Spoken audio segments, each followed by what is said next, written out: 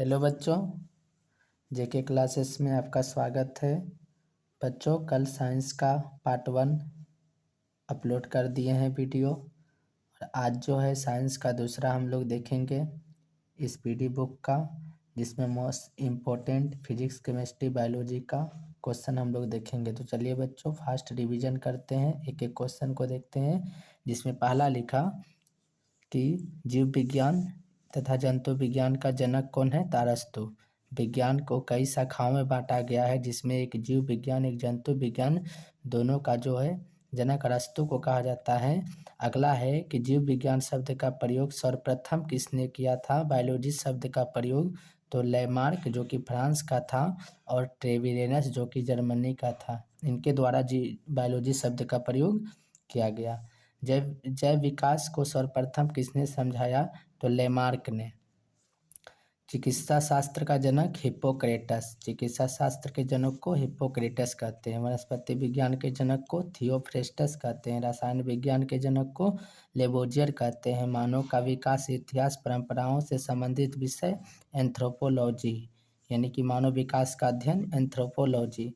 गैसों के विसरण के नियम का प्रतिपादन किसने किया? ग्राहम ने। गति के नियम का प्रतिपादन किसने किया? जॉन्स केपलर ने। ग्रह का नियम भी केपलर के द्वारा दिया गया। E = mc² का समीकरण किसके द्वारा दिया गया? आइंस्टीन के द्वारा। जड़त्व के नियम की खोज किसने की? गैलीलियो ने। जड़त्व के नियम की खोज गैलीलियो ने।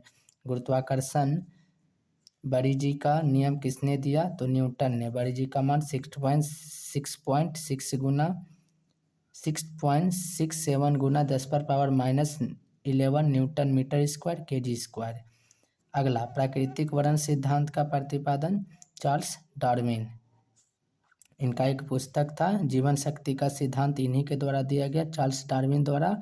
इनका एक पुस्तक था स्पीसीज ओरिजिन करके, मतलब दिया गया बुक था। द ओरिजिन ऑफ स्पीसीज इनका पुस्तक था। उत्परिवर्तन का सिद्धांत हुगो डी विरीज। नेचुरल सिलेक्शन का सिद्धांत डार्विन के द्वारा। विकास के सिद्धांत चार्ल्स डार्विन द्वारा। आनुवांशिकता का जनक ग्रेगर जॉन मेंडल। मटर के पौधे पर चयन किया गया था। एक ऑस्ट्रेलिया के वैज्ञानिक थे। मेंडल ने अपने प्रयोग के लिए किस पौधे का चयन किया? मटर के पौधे का। आनुवांशिकता का विज्ञान आनुवांशिकी कहलाता है। आनुवांशिकता का विज्ञान आनुवांशिकी। और शब्द का प्रयोग करने वाले पहले व्यक्ति थे W वाटसन ने। आनुवांशिकी शब्द का प्रयोग W वाटसन। आनुवांशिकी उत्परिवर्तन होता है क्रोमोसोम से। क्रोमोसोम की संख्या 46, जोड़ी में 23। सर्वप्रथम जीन शब्द का प्रयोग जोहानसन के द्वारा। जीन अवस्थित होते हैं गुणसूत्र में। एक जीन एक एंजाइम का सिद्धांत बीडल और टैटम ने। खून का रंग लाल होता है हीमोग्लोबिन के कारण। खून का रंग लाल होता है हीमोग्लोबिन के कारण। खून भार के हिसाब से 7%। ब्लड एक क्षारीय प्रकृति का होता है, जिसका पीएच मान 7.4 होता है। और ब्लड ग्रुप 4 होते हैं, ए बी, ए बी, ओ।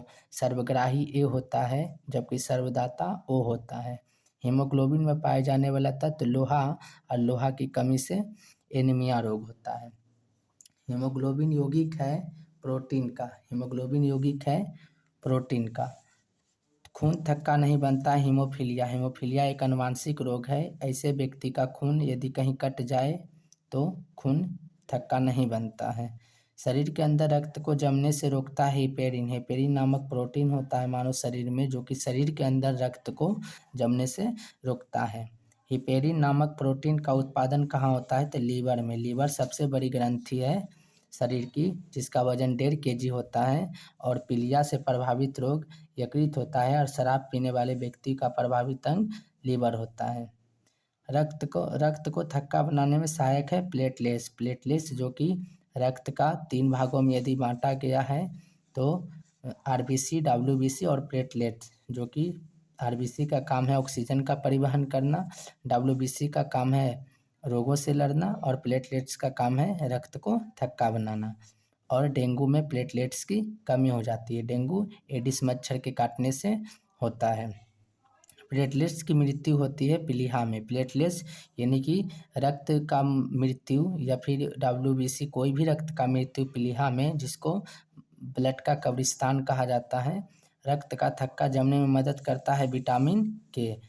रुधिर का तरल भाग होता है प्लाज्मा। प्लाज्मा का तरल भाग मतलब कि रुधिर का तरल भाग प्लाज्मा होता है, जो कि रक्त का कितना प्रतिशत भाग प्लाज्मा होता है, तो 55 से 60%। पदार्थ की चौथी अवस्था क्या है, तो प्लाज्मा। पदार्थ की चौथी अवस्था क्या है, तो प्लाज्मा। रक्त में पाई जाने वाली धातु लोहा। रक्त में पाई जाने वाली धातु लोहा। ब्लड बैंक किसे कहा जाता है, प्लीहा को। ब्लड बैंक प्लीहा को, उसी को तिल्ली या स्प्लीन बोलते हैं। रक्त का अध्ययन हेमेटोलॉजी कहलाता है। रक्त का खोजकर्ता कार्लैंड स्टीनर। आरबीसी का कब्रगा या शमशान, जो कि प्लीहा को बोलते हैं। रक्त बनता है अस्थि मज्जा में, जबकि मृत्यु के बाद जमा होता है प्लीहा में। आरबीसी का जीवन काल 120 दिन होता है, जबकि डब्ल्यूबीसी का जीवन काल 2 से 4 दिन होता है। चलिए, ब्लड बैंक में रक्त को सुरक्षित रखा जाता है। देखिए, ब्लड बैंक में जो रक्त को सुरक्षित रखा जाता है 40 डिग्री फ़ारेनहाइट पर। रक्त समूह कौन कौन होते हैं, तो ए बी ओ। और रक्त परिसंचरण तंत्र का खोज पूछेगा तो विलियम हार्वे। रक्त समूह की खोज की कार्लैंड स्टीनर ने। चलिए, नेक्स्ट है कि सर्वदाता रक्त समूह कौन सा होता है, तो ओ सर्वदाता रक्त समूह है। सर्वग्राही रक्त समूह ए बी होता है। आरएच फैक्टर संबंधित है तो रक्त से। आरएच फैक्टर किससे संबंधित है, रक्त से। आरएच फैक्टर का खोजकर्ता लैंड स्टीनर और वीनर। रक्तचाप नियंत्रित करता है एड्रीनल ग्रंथि। सामान्य मनुष्य का रक्तचाप 120/80 होता है mmHg। और रक्तचाप को स्फेग्नो मैनोमीटर द्वारा मापा जाता है। शुद्ध रक्त को शुद्ध करता है किडनी। रक्त को शुद्ध करता है किडनी। और शरीर का मुख्य उत्सर्जी अंग किडनी को माना जाता है। किडनी की संख्या एक जोड़ी है, अर्थात 2 है। और इसका अध्ययन नेफ्रोलॉजी कहलाता है, क्योंकि ये इसका क्रियात्मक और संरचनात्मक इकाई नेफ्रॉन होता है। रक्त के शुद्धिकरण की प्रक्रिया डायलिसिस कहलाती है। रक्त के शुद्धिकरण की प्रक्रिया डायलिसिस। मूत्र का निर्माण कहाँ होता है, तो किडनी में। और किडनी का वजन 150 ग्राम में होता है। चलिए, वृक्क का भार कितना होता है, 150 ग्राम। मानव गुर्दे बनने वाला पथरी का क्या है, तो कैल्शियम ऑक्जेलेट। पथरी किसका बना होता है, तो कैल्शियम ऑक्जेलेट का। रक्त एक विलयन है, क्षारीय प्रकृति का। रक्त का प्रकृति क्षारीय होता है। रक्त का पीएच मान 7.4। रक्त का पीएच मान 7.4। रक्तदाब मापने वाला यंत्र है स्फेग्नो मैनोमीटर। रक्तदाब मापने वाला स्फेग्नो मैनोमीटर। सर्वप्रथम रक्त परिसंचरण तंत्र का अध्ययन किया विलियम हार्वे ने।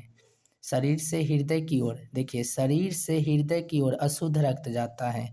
क्यों, क्योंकि हृदय क्या करता है, रक्त को पंप करने का कार्य हृदय करता है।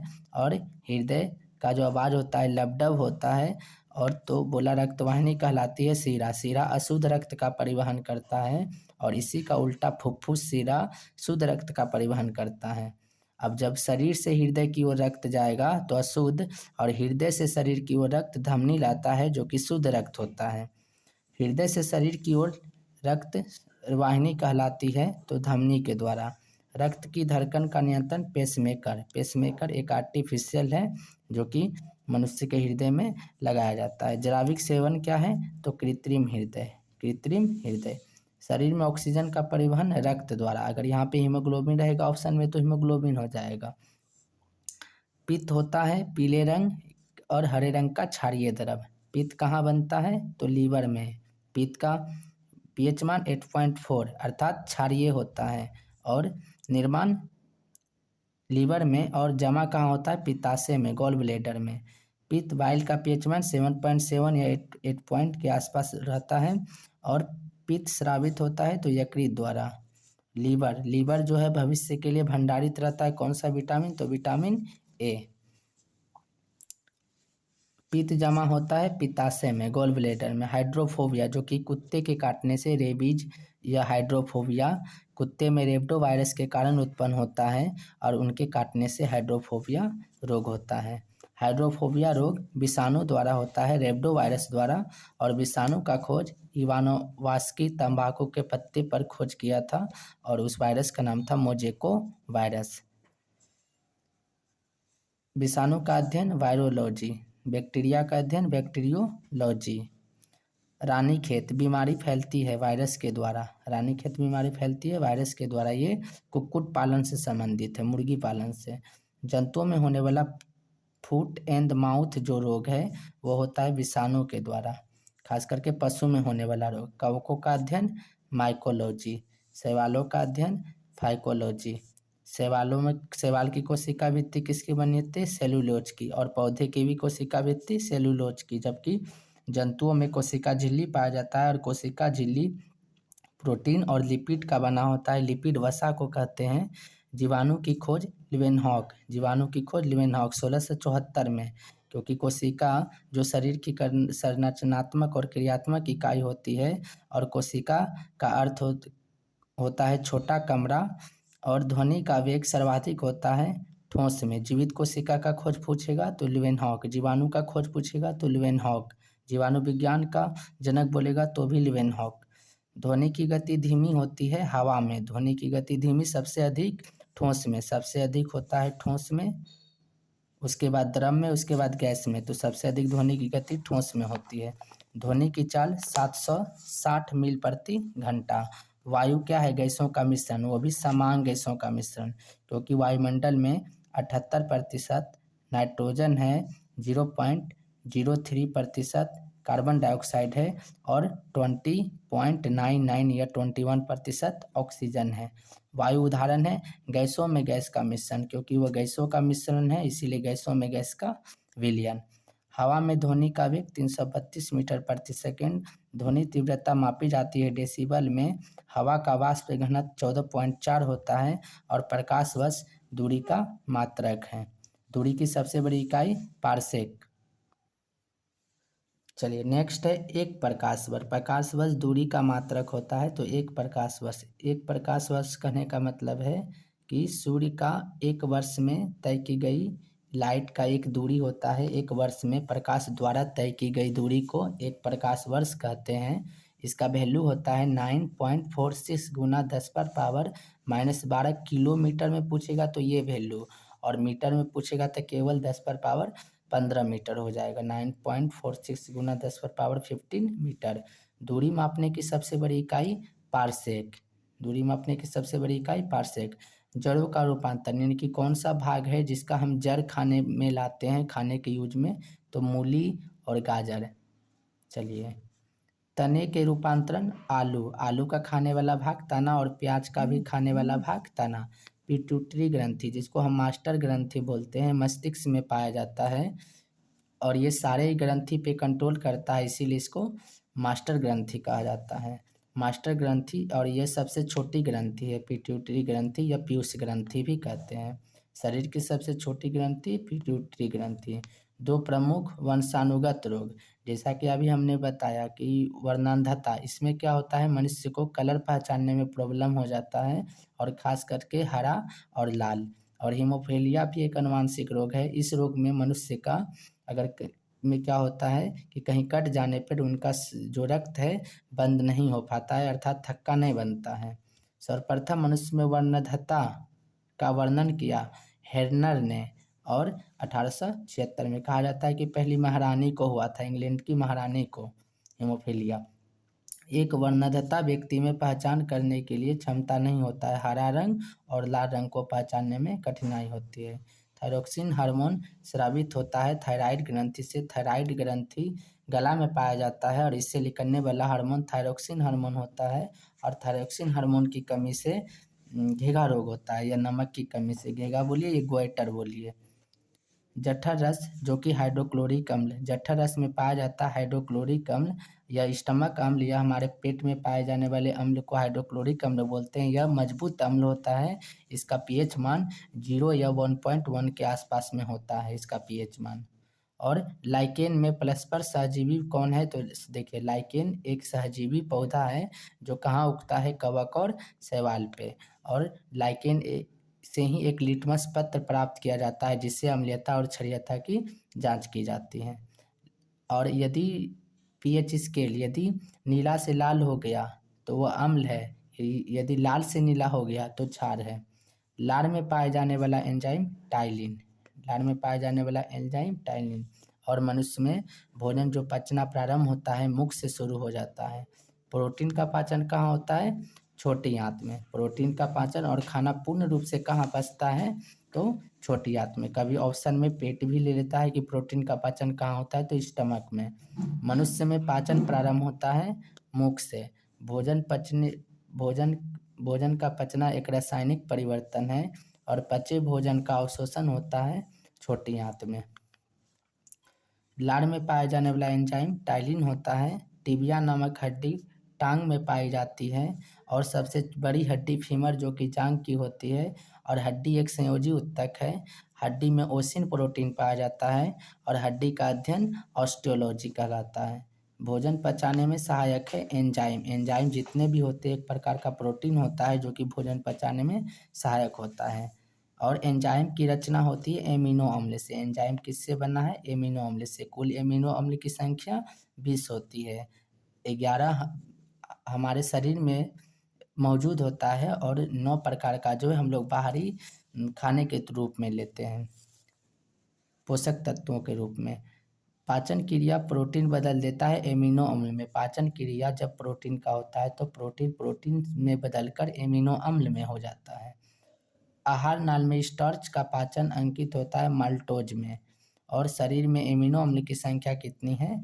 20। शरीर में ऊतकों का निर्माण प्रोटीन से। प्रोटीन क्या करता है? अंगों का निर्माण, ऊतकों का निर्माण करता है। जबकि सबसे ऊर्जा जो मिलता है ना, ऊर्जा 2 चीज़ से, कार्बोहाइड्रेट और वसा से।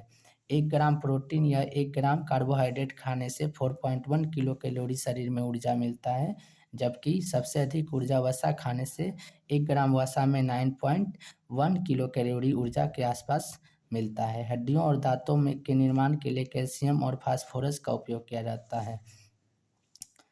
चलिए, भोपाल गैस कांड 1984 में घटा था, तो उसमें कौन सी गैस का रिसाव हुआ था? तो मिसाइल आइसोसाइनेट का हुआ था। काला हीरा या काला शीशा क्रमशः कार्बोनेडो और ग्रेफाइट को कहा जाता है। ग्रेफाइट एक अधातु होते हुए विद्युत का सुचालक होता है। आयोडीन एक ऐसा अधातु है जिसमें धातुई चमक पाई जाती है। जीवन रक्षक हार्मोन एड्रीनल ग्रंथि को कहते हैं और इसको लड़ो उड़ो, इससे हार्मोन निकलने वाला लड़ो उड़ो हार्मोन, ये जब भी हम कहीं डर जाते हैं तो यह हार्मोन एक्टिव हो जाता है। ये ग्रंथि से निकलने वाला हार्मोन एक्टिव हो जाता है। पौधों का मुख्य प्रकाश संश्लेषी अंग पत्ती होता है, क्योंकि प्रकाश संश्लेषण की क्रिया पत्ती में होती है और प्रकाश संश्लेषण हमेशा दिन में होगा। और लाल रंग सबसे अच्छा प्रकाश संश्लेषण के लिए माना जाता है। प्रकाश संश्लेषण के लिए CO2, जल, सनलाइट और क्लोरोफिल की उपस्थिति और सनलाइट। क्लोरोफिल के कारण ही पत्ती का रंग हरा होता है। और इसमें एक तत्व पाया जाता है मैग्नीशियम। मैग्नीशियम का परमाणु संख्या 12 होता है। पत्तियों का रंग हरा होता है क्लोरोप्लास्ट या हरित लवक या क्लोरोफिल के कारण। पत्तियों का रंग पीला होता है कैरोटीन के कारण। पत्तियों का रंग पीला होता है कैरोटीन के कारण।